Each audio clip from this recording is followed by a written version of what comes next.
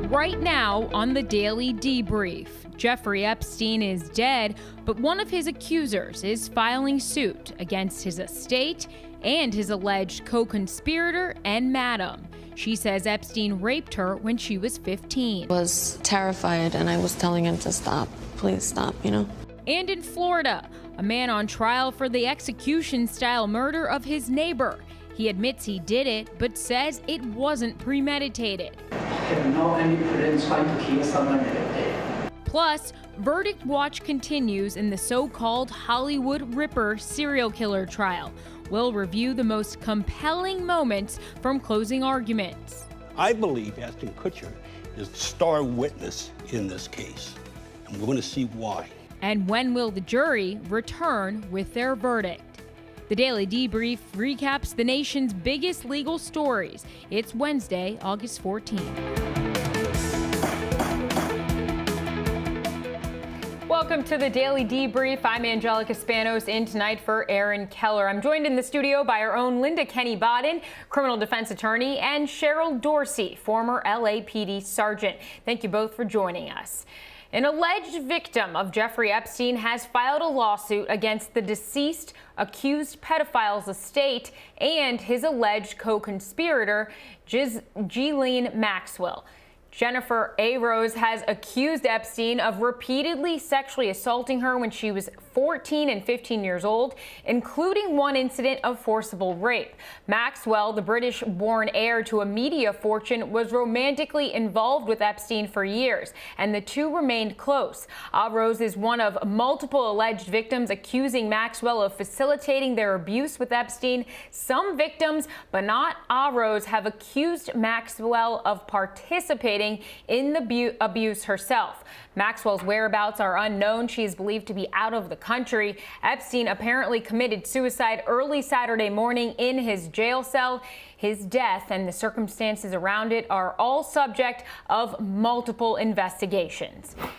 And after Epstein's arrest in July, Rose publicly accused him for the first time in an interview on NBC's Today Show. Just take your underwear off and get on top. And I said I didn't want to. And he, very forcefully kind of brought me to the table, and I just did what he told me to do. Did he hold you there? Yeah. No question in your mind, he knew you did not want that to happen. Oh, yeah. No, he definitely, yeah. There was no way. I was like,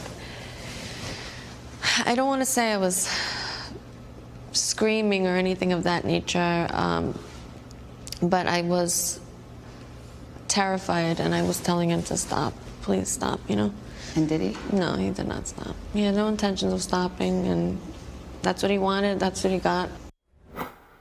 All right, joining me is Linda Kenny-Bodden. We're going to talk about this. We know you're primarily a criminal defense lawyer, but you've also represented sexual abuse victims in civil court. There's an interesting thing with this. Jennifer Rose is suing Epstein's estate, Ghislaine Maxwell, and 3 unnamed employees, including the so-called recruiter. So it's clear how she was claiming she was harmed by Epstein and the recruiter, but Maxwell is only mentioned once in the entire complaint, and I'm going to read that for you right now. It says, upon information and belief, defendant Maxwell identified and hired the recruiter on behalf of defendant Epstein to procure underage girls and oversaw the process that led to the recruitment and grooming of Miss Rose. So it appears that Rose and Maxwell may have never even met. Do you think this weakens her case against Maxwell? Well, let me first disclose that my husband, Dr. Michael Bodden, was present as released by the New York City Medical Examiner's Office at the autopsy of Mr. Epstein, just so that everybody knows that. But I'm not like Sergeant Schultz, I know nothing. All right, but having done these cases, you do not need to have that direct link. If they have information and belief, the plaintiff's attorney, that somebody told somebody else to procure somebody for a sexual assault, or even a sexual harassment, if this were a workplace, that would be good enough if they have the proof. And let's talk about other victims. Some of them have already settled with Epstein. How does his death change everything surrounding that and other alleged accusers? Well, now you have to go to sue the estate, his estate, or convert the cases to his estate. And also, given the Child Victims Act that went into effect today in New York State, which now eliminates statute of limitations for a 1-year period, we have a look-back period, a lot of people can now file suit. And talking about the New York Child Victims Act, which did go into effect today, it basically adds 5-year increase over the past statute of limitations. Do you think we're going to see a number of other victims now coming forward in relation to Epstein? Sure, in relation to Epstein and anyone else. For this next year period, anybody can come forward, no matter how long before they had been assaulted, as they say. All right, Linda, thanks. You're welcome. A jury is now deliberating in the trial of a Florida man accused of murdering his neighbor in broad daylight. Chu Fang Ki, or Joe as he is often called, is charged with first-degree murder in connection with the shooting of Edward Lee Tudor. Authorities indicated that the defendant believed he was constantly bullied and harassed by Tudor, ultimately leading him to taking matters into his own hands. He wrote a letter to the judge in the case requesting the death penalty, writing these exact words, quote, "I'd plead no contest to the first-degree premeditated murder with a death sentence. I used a 9mm with the intent to kill, not just wound. Death sentence is a win-win for every side involved in this case." The judge turned down that request, and so the case went to trial. And today, the defendant took the stand in this case. Key was on the stand in his own defense, although it's a bit of a stretch to use the word defense. First, he testified that he and the victim were at war over the music that the victim played that kept him from sleeping. You heard the officers talking about things that Mr. Tudor did over a period of time, specifically making noises in order to keep you up at night. You remember hearing all of that? Yes. And were those statements and those descriptions of what Mr. Tudor would do, were they accurate? What I said is accurate. And it was your belief that he did this specifically to prevent you from sleeping. Is that accurate? That's accurate because we were in the war. We were at war, not in each other. You said that you were at war. The two of you were at war. Yes. After this, Key got to the heart of his defense, saying that his killing of Edward Tudor was not premeditated.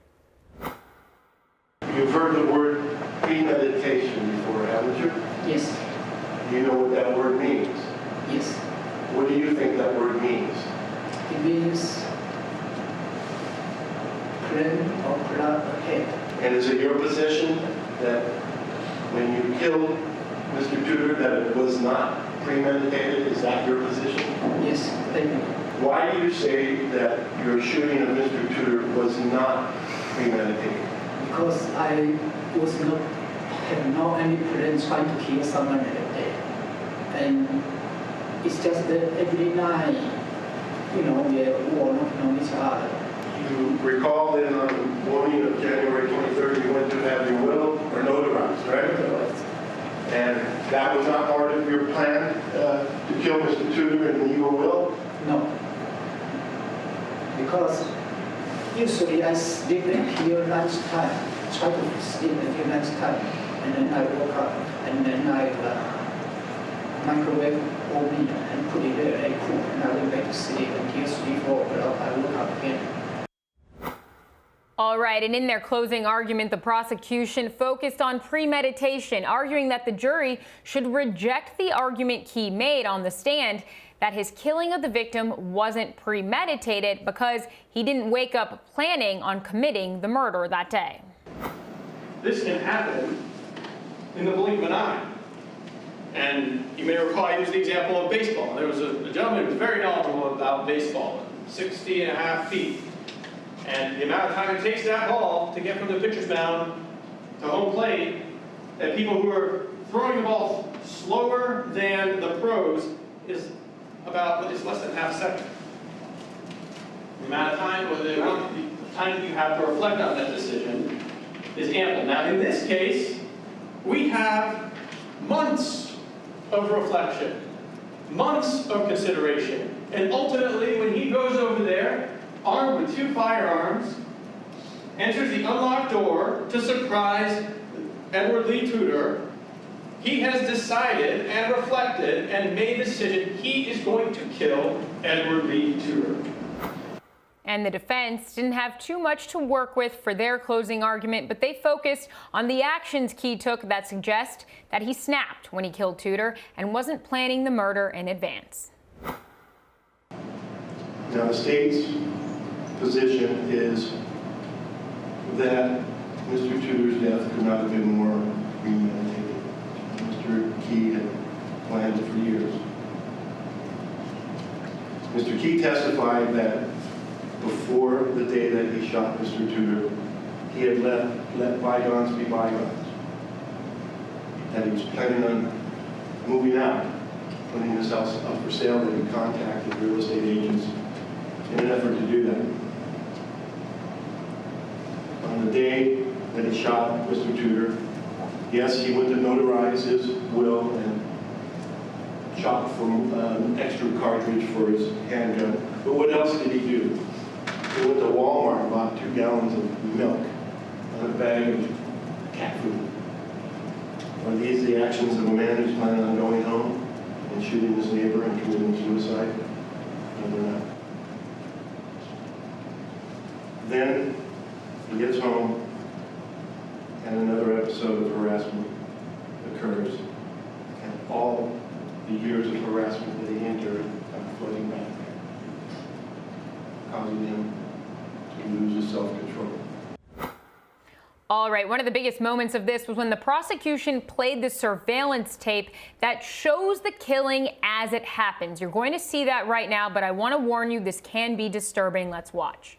I'm sorry, Ms. Cromer, can you see the individual in the red shirt that's entered the video? If you could just step down and tell us, is that Mr. Key, the defendant who you previously identified? Yes. Okay, thank you. You can resume your seat. All right, so as you see there, Key is in the right side of the frame. He's wearing the red shirt. You see him walking next to the house. He walks out for a minute, comes back, and there you see Tudor, the victim, wearing the white shirt. He eventually goes down on his knees, hesitates before the Key shoots him, and then he falls and walks away. So it is incredible video to see, and that is very compelling evidence here for this trial. All right, before that we have a confession that came from this. We had the surveillance video, we have testimony from the defendant himself, and now in this case, we know that it is in the hands of the jury. So my guests here, Linda and Cheryl. Cheryl, I'll come to you first. What's it like interviewing a murder suspect and on top of that with an added confession? Well, you know, you don't want to be personally involved because you want to, like he did, compartmentalize and get the information that's needed. You're going to be singularly focused as an interrogator on getting the statements that will support what you know has occurred. And so sometimes that involves appearing friendly, if you will, with a defendant. Sometimes it involves you being a little aggressive in your demeanor. Because at the end of the day, you're trying to solicit information that will support what's going to ultimately be a guilty verdict, a trial, a confession. All right, Cheryl and Linda, what do you think of Key taking the stand today and basically saying that none of this was premeditated? It sounds like that either his mom, he was doing it for his mother, or that he's under jail medication. And now later on, after this has all happened, under the medication, he says, did I really do that? And he's just trying to make up a story that it wasn't premeditated. Or maybe that's the way he now feels. All right, Linda, thanks. Still ahead tonight on The Debrief, an American rapper is convicted of assault in Sweden, but not facing prison time. We'll tell you why. And it's been hours and days of deliberations for the jury in the Hollywood Ripper trial. How will the closing arguments from the 3-month-long trial play into the jury's decision? We'll bring you that when we come back. Stay with us.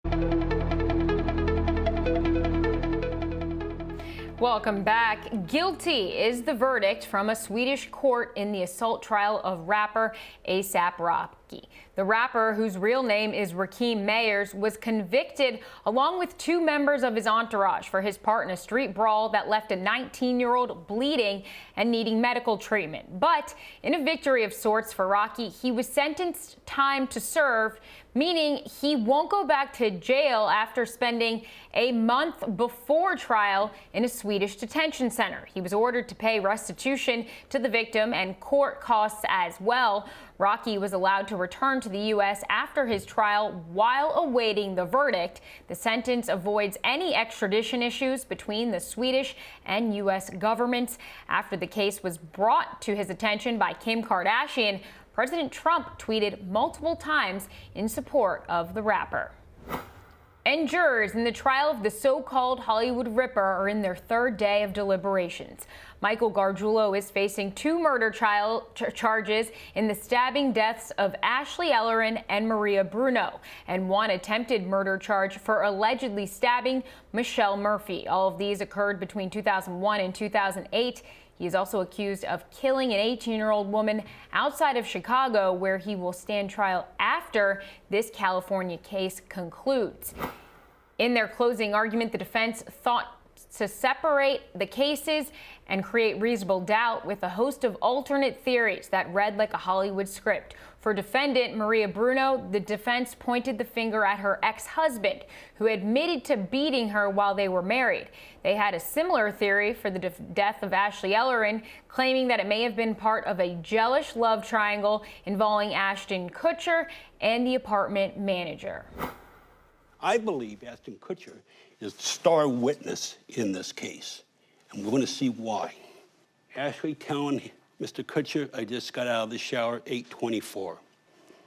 Todd Jackson saying 8:25, 8:30, he hears 2 screams.